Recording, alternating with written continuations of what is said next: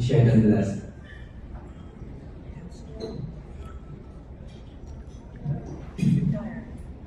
So, as mentioned earlier, si Candice did Amada in the staging of Ronald. And Alice mentioned that she liked working with Candice, and Candice did an amazing job with Amada. And she recently retired, actually. She recently retired as a dancer. And we thought this will be the last time, it could be the last time that we see Candice on stage, here in the Philippine stage. So we're taking advantage of that.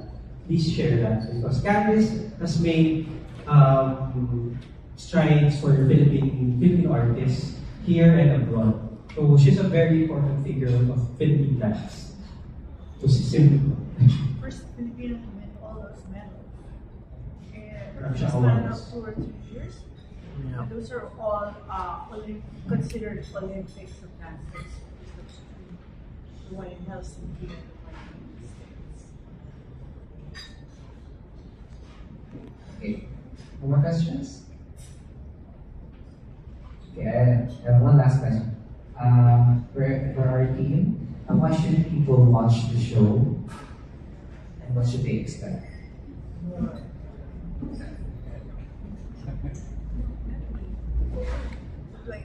do I expect? Well, I've seen most of the dances, so I want to see how this generation tackles the role. Because from what I remember, as Nelson said, I saw Alice since the 70s.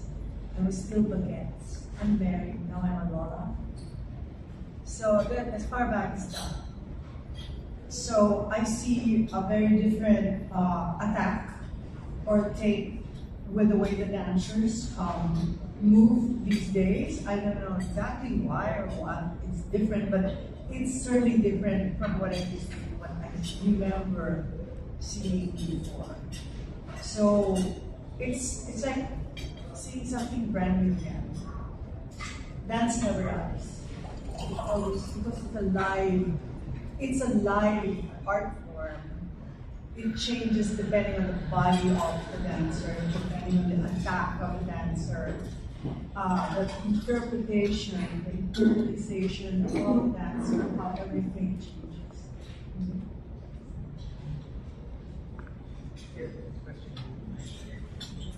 We have one more question. Ms. Kiara Jessica. Good afternoon, everybody. My name is Liam. I just wanted to find out, like, in choosing dancers, do the choreographers choose them?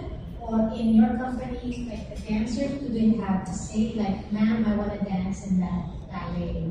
Can I do that? Or is it, no, you follow me, you dance this way?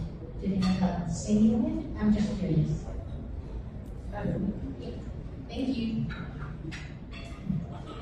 It is 2025, so if dancers can speak, we will listen. No, but it's really casted along the capability and the style of the role.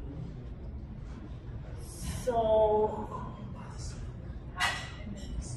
there is also the physique, right? So for this repertoire, we chose according to what we promised the choreographers we would do.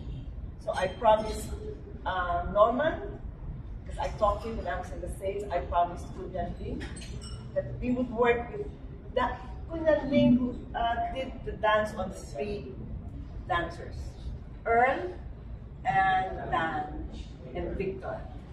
So as long as those 3 were around, or 2 were around, we would stage it on those 2, and then we would stage it.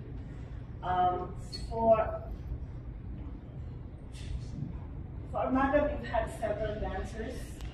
Monica, I tell you, also physique, for example.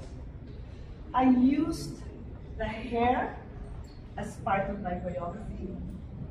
In the beginning part, he controls her, so he does like this, and she goes around. And this time he does that, and she throws her hair and hits him. I first casted Monica in Amada in one production.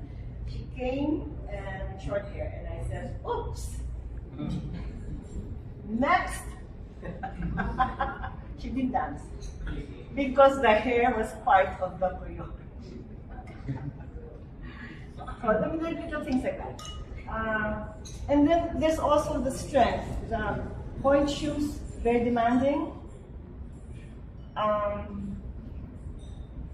Dance is a very cruel career because it's very physical. I hate sitting in the back watching with great pride dancers and the same, and I'm so short, I'm not lalaki. Or ayaw makalapin ng hita. And the girl is so good, or the guy is so good. For 8 to 10 hours, maybe more. And all they see is what that one imperfection. So it is a very cruel art form. So yes, casting is very precise and very different. We honored the choreographer's instructions and vision, and we promise to carry on as well as we can, as closely to their piece as we can. Each choreographer will cast. Earl casted for his mga kwento ni Juan Tamad, and somebody who can sing can say, "Itry mo naman ako, pwede naman ako kumanta." Pero bang gano'n, Earl? Yeah, may mga interested na kumanta, so they all kind of sang around Earl for weeks. Does that answer your question? Thank you. Alright, so that's our final question. One more? One more.